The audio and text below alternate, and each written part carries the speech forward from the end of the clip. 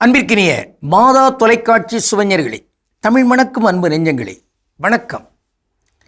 திரிகடுகத்தில் இணைந்திருக்கும் உங்கள் ஒவ்வொருவருக்கும் நன்றியின் வாழ்த்துகள். இன்று மீண்டும் திரிகடுகம் எண் 59 நாம் இருக்கிறோம். இரண்டாம் கருத்தினை இன்று பார்க்கிறோம். இந்த 3 கருத்தும் எந்த வகையில் அமைக்கப்பட்டிருக்கின்றனவென்றால், இருப்பது போன்று அப்படியே அழிந்துவிடும், உள்ளவை போன்று அது அழியும். எவையெல்லாம்? ஒன்று, உறவினருக்கு பயன்படாத செல்வம். இருக்கிற மாதிரி இருக்கும், ஆனால் போயிடும். அதை போன்றுதான் நன்றாக வளர்ந்து வருகிற அந்த நேரத்தில் பயிர் கொடுக்கிற அந்த நேரத்தில் அந்த பயிரை காப்பதற்குரிய முறையில் செயல்படாத அந்த உழவுத்தன்மை, அதுவும் அழிந்துவிடும்.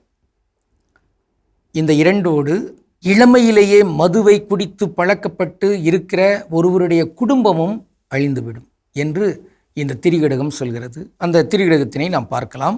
உள்ளவை போல் அழிபவை, கிளைஞருக்கு உதவாதான் செல்வமும், பைங்கூழ் விளைவின் கண் போற்றான் உழவும், இளையனாய் கள்ளுண்டு வாழ்வான் குடிமையும், இம்மூன்றும் உள்ளன போல கெடும்.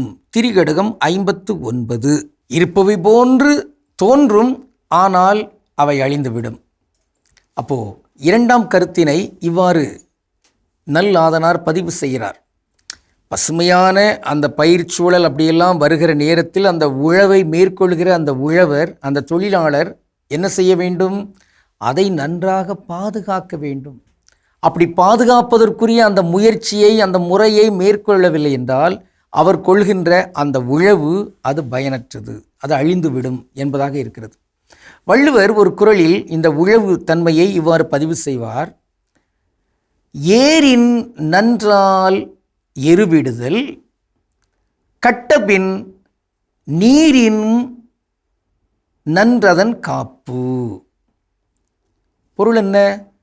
இந்த ஏர் உழவு தன்மையெல்லாம் இருக்கிறதே, அதெல்லாம் செயல் நன்று, சிறப்பு.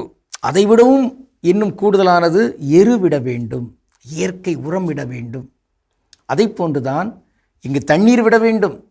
ஆனால் அது மட்டும் போதாது, அதையும் கடந்து இங்கு தண்ணீர் விட்டு எரு விட்டு அதன் அடிப்படையிலேயே அங்கு வளர்த்தெடுக்கின்ற அந்த பயிர்கள் நன்றாக பசுமையாக வருகின்ற அந்த நேரத்தில் அதற்குரிய பாதுகாப்பு கொடுக்கப்பட வேண்டும். காத்தல், அது மிகச்சிறப்பு.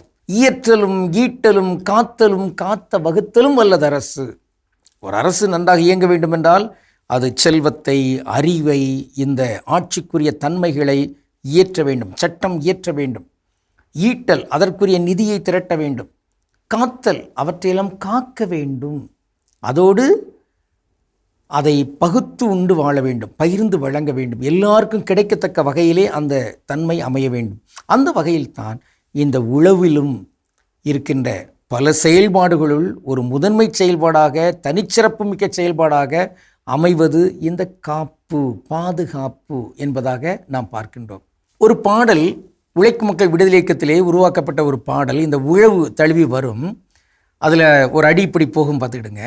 மண்ணை நம்பி எங்க மக்க மாடு போல உழைக்கையில் மண்ணை தின்னு வளர்ந்தவங்க நாங்க, மனம் பரப்புற மண் வாசனை பூங்க. பூ, அதில் வருகிற அந்த பூ மண் வாசனை பரப்பும்.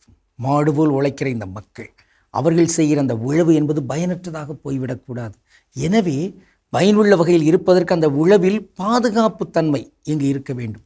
பாதுகாப்பு என்பது அந்த உழவர்கள் தங்களுக்கு அந்த பாதுகாப்பை வைத்திருத்தல் மட்டுமல்ல, அவர்களை ஆளுகிற இந்த அரசு அந்த உழவு பாதுகாப்பாக அமைவதற்குரிய திட்டத்தை இங்கு வைக்க வேண்டும். மக்கள், பிற தொழில்களை செய்கிறவர்கள் உழவு இல்லாமல் வாழ முடியாது என்பதை உணர்ந்து இந்த உழவு தொழில், அந்த வேளாண்மை, அது செழிப்பதற்கு பாதுகாப்பு அரண்களாக இங்கு நாம் இருந்தாக வேண்டும். இது நாம் பார்க்கிற ஒரு தனித்தமிழ் சொல், அது பைங்கூழ். பைங்கூழ் பொருள் என்ன? பசுமை கூழ். கூழ் என்றால் உணவு, பயிர், பசுமை பயிர் என்பது அதனுடைய பொருளாக இருக்கிறது. ஆக இந்த பைன் என்று சொல்கின்ற சில சொற்களும் இருக்கின்றன. பைந்தமிழ் என்றால் பசுமை தமிழ். அது ஏதோ வறட்சியான ஒரு தமிழ் அல்ல, செழிப்பான செழுமையான ஒரு தமிழ் என்று நாம் பார்க்கின்றோம். பைங்கிளி, பசுமையான கிளி என்கிற சொல்லும் இருக்கிறது. இன்னொரு சொல் உண்டு, பைஞ்சுதை. பைஞ்சுதைனா என்ன? அது வேறொன்றுமில்லை, ஆங்கிலத்தில் சிமெண்ட். அதை அப்படியே சிமிட்டி அப்படிலாம் சொல்லுவாங்க. அப்போ சிமெண்ட் கொண்டாங்க என்று தமிழ் போன்று அதை சொல்லி கொண்டிருக்கிறார்கள். தமிழ் சிமெண்ட்டுக்கு தமிழ் பைஞ்சுதை. வாய்ப்பு இருந்தாலும் அதை பயன்படுத்துவோம். பைஞ்சுதை எத்தனை மூட வாங்கணும் அப்படின்லாம் நாம் கேட்கலாம். நன்று.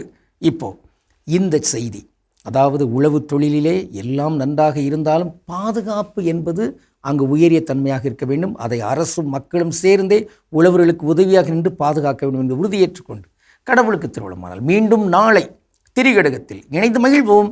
நன்றி, வணக்கம்.